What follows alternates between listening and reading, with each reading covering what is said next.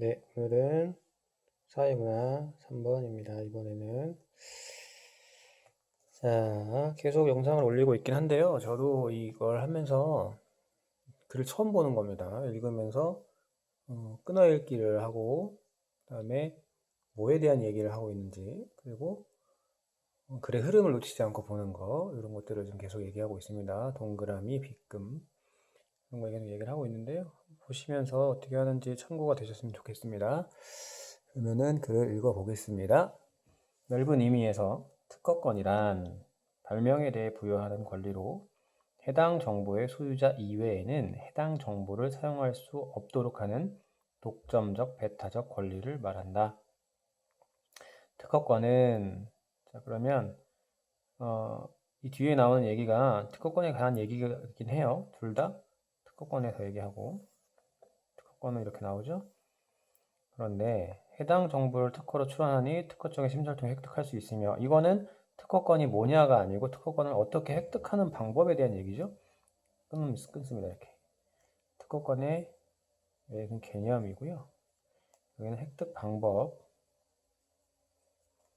특허권을 획득하면 특허법에 의해 해당 정보의 소유자만이 해당 정보를 사용할 수 있도록 출원한 날로부터 20년 동안 독점적 배타적인 권리를 부여받는다. 특허권이 획득이 됐을 때 얻을 수 있는 권리, 이런 얘기들이 지금 계속 나오고 있습니다. 그러나 특허 출원 후 18개월이 경과하면 해당 정보가 일반에 공개되는데, 이는 정신적 창작물을 공개하여 산업 발전을 촉진하면서도 발명을 보호하고 장려하기 위해서이다. 다른 얘기가 나오죠. 특허 출원 후 18개월 경과했을 때 이게 정보가 공개된다는 얘기고요. 그 위해서, 즉 이유 나오고 있죠. 그러니까 특허권에 대한 일반적인 얘기가 첫 번째 문단에서 제시가 되고 있는 거예요.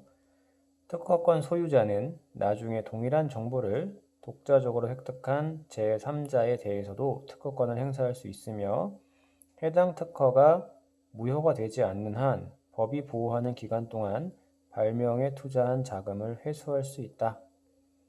특허권 소유자의, 이거는 권리겠죠. 첫 번째, 두 번째, 두 가지 권리가 나오고 있습니다. 만약 제3자가, 끊어야겠죠. 해당 특허를 무효라고 주장하려면 이를 주장하는 제3자가 무효임을 입증해야 한다는 장점도 있다. 여기까지가 권리라고 볼 수도 있을 것 같아요. 다른 사람, 제3자가 그 특허는 무효야 라고 얘기를 하려면 스스로 입증을 하지 못하면 그렇게 얘기할 수 없다는 얘기죠. 하지만 여기서 끊어야겠네요. 특허권은 특허법에 따라 선행기술조사와 같은 특허청의 실체 심사를 거쳐야 하는 등 획득 절차가 번거로우며, 특허권의 획득 절차가 번거롭다. 특허권을 획득 유지하는데 많은 비용이 소모된다는 단점이 있다. 많은 비용 소요라는 단점을 얘기하고 있습니다. 특허권의 단점 두 가지. 첫 번째, 절차 번거롭고, 두 번째, 비용 많이 들어. 또 일정 기간이 경과하면 경쟁사에도 해당 정보가 공개된다는 문제점이 있다. 세 번째, 일정 기간 경과하면 해당 정보가 경쟁사에게까지 제공이 된다. 그렇기 때문에 해당 정보를 특허권으로 등록하지 않고 영업 비밀로 유지하는 경우도 있다. 그러면 여기는 권리, 특허권 소유자의 권리지만 여기는 특허권이 갖는 단점이나 문제점,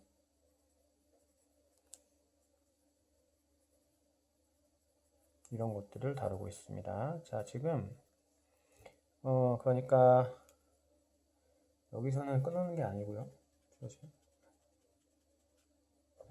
두 번째 문단 갖고 좀 일반적인 얘기를 해볼게요. 특허권 소유자의 권리가 여기까지 있고요. 그 다음에 여기는 단점과 문제점이 나오죠. 이거 끊어놓은 걸 중심으로 두 번째 문단도 두 개로 나눌 수 있는 거예요. 그죠? 권리, 단점, 문제점, 이렇게요.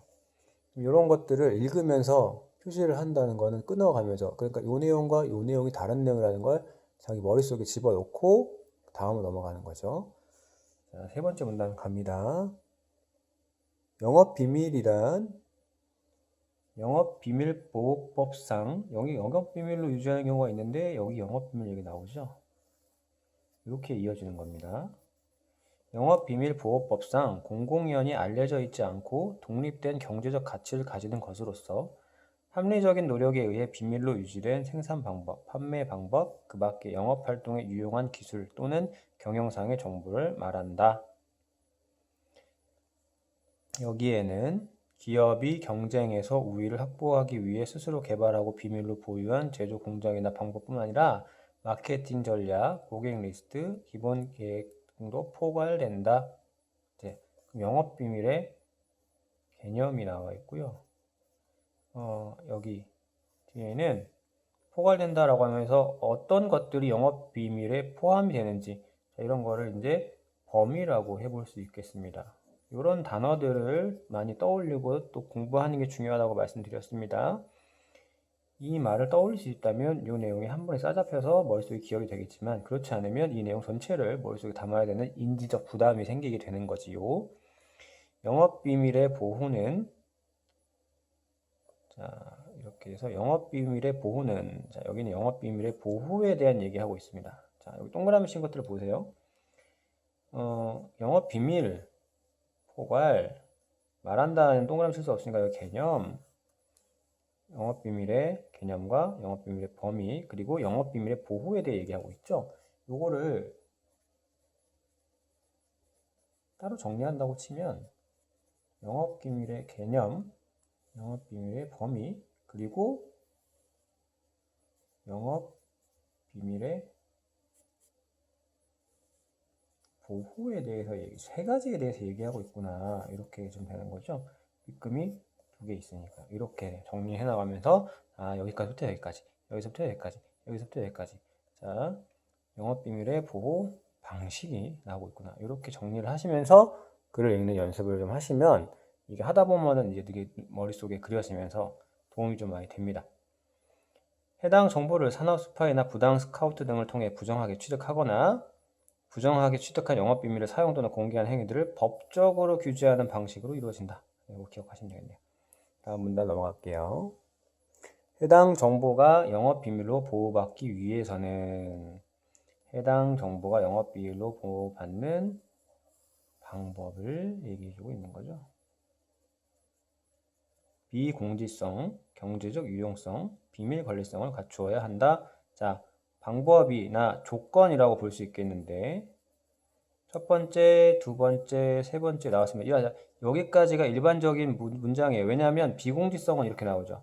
자, 요런 부분을 읽는 방법을 여러분이 좀 제가 알려드리는 방법을 쓰면 좀 도움이 될 거라고 저는 생각을 하는데 첫 번째, 두 번째, 세 번째 있어 라는 얘기 나오고 그 다음에 첫 번째 설명 나오고 그 다음에 두 번째 설명 나오고 그 다음에 세 번째 설명 이렇게 나오거든요. 근데 첫 번째 설명이 비공지성이 여기 나왔죠. 그러면 여러분이 먼저 확인을 빨리 했으면 좋겠다고 맨날 내가 얘기하는 게 두 번째가 어디 나오냐 하는 거예요. 두 번째가 바로 다음 문단에 나올 수도 있고요. 다음 문단에 봤는데 다른 얘기 나오고 있습니다. 영업 비밀. 그죠? 그러면 영업 비밀로 보호받기 위해서 세 가지 내용인데 이 세 가지 내용이 다 이 문단 안에 있구나라는 걸 알 수 있어요. 보세요. 비공지성, 그 다음 경제적 유용성, 그 다음 비밀 관리성. 그러면 여기까지 하고 또 다른 얘기 하겠구나 이렇게 생각하고 이제 자세하게 볼 수 있는 거예요. 비공지성은 불특정 다수인이 해당 정보를 알고 있거나 알 수 있는 상태에 있지 않은 것으로 쉽게 조사가 되지 않는다는 의미다. 경제적 유용성은 해당 정보가 경제적 가치가 있어야 한다는 의미로 해당 정보를 통해 경제적 이익을 얻을 수 있거나 해당 정보의 취득이나 개발을 위해 상당한 비용의 노력이 필요한 경우를 가리킨다. 비밀 관리성은 해당 정보를 비밀이라고 고지하거나 해당 정보에 접근할 수 있는 사람과 방법을 제한하거나 접근자에게 비밀 준수의 의무를 부과하는 것 같이 이런 부분이에요. 이게 구체적인 얘기죠. 뭐뭐처럼 객관적으로 보았을 때 해당 정보가 상당한 노력을 통해 비밀로 유지 관리되고 있다는 사실이 인식 가능할 때 성립한다. 이게 추상적인 얘기죠. 그러니까 비밀 관리성이라는 건 객관적으로 봤을 때 해당 정보가 상당한 노력을 통해 비밀로 유지 관리되고 있다는 사실이 인식 가능할 때 성립된다. 이렇게 되어 있는데 이 말이 무슨 말이지? 객관적으로 봤을 때 해당 정보가 상당한 노력, 비밀로 유지 가능, 인식 가능? 이 무슨 말이지? 했을 때 이걸 보는 거죠. 이렇게 해서 이 글은 구체적인 걸 먼저 제시해 주면서 이해를 쉽게 해주고 있죠. 자, 됐습니다. 여기는 해당 정보가 경제적 가치를 지니고 있어야 한다는 의미다 라고 하면서 구체적인 얘기를 이렇게 해놨고요.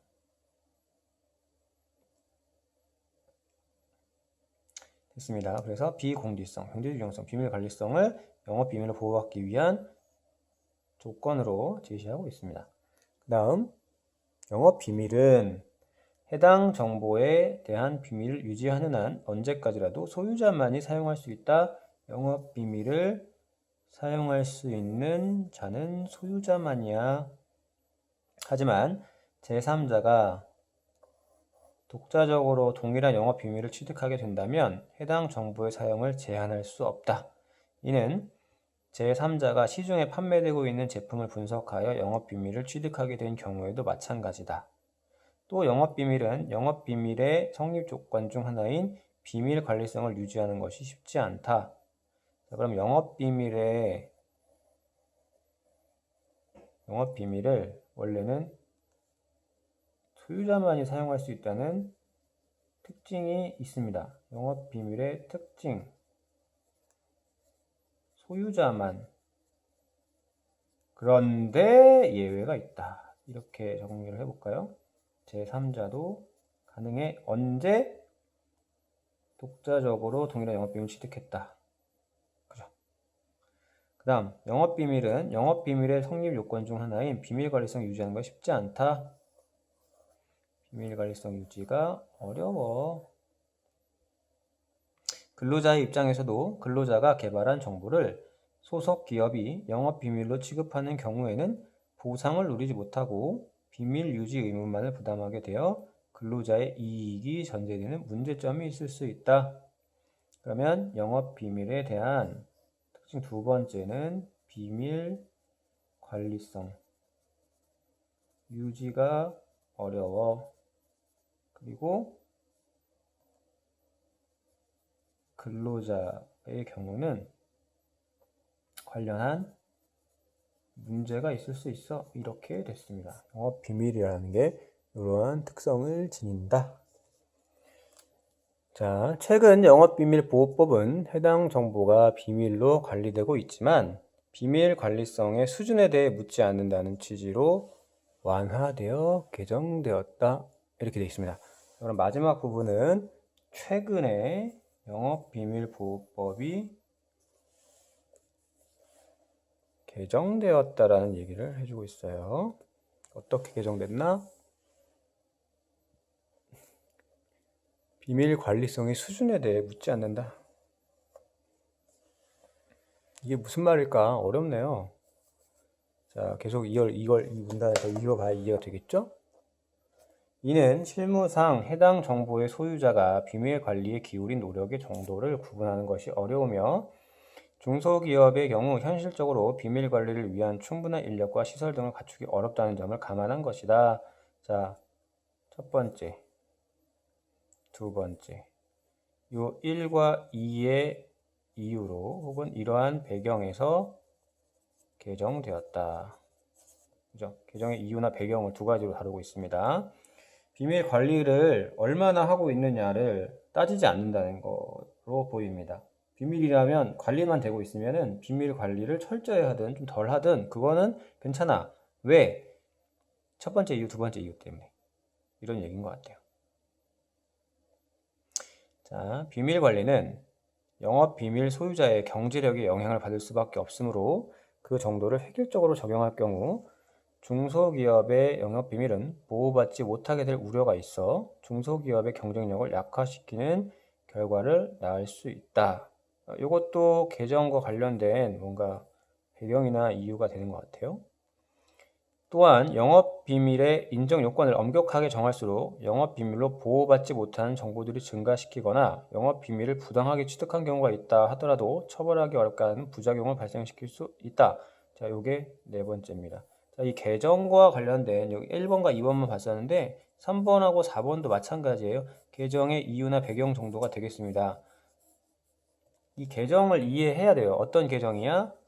관리만. 자, 영업 비밀 관리가 된다면 정도는 따지지 않는다는 방향으로 개정된 거죠. 왜? 정도를 너무 따지면 따질 수 없다. 1번은 따질 수 없다는 거예요. 구분하기 어려워.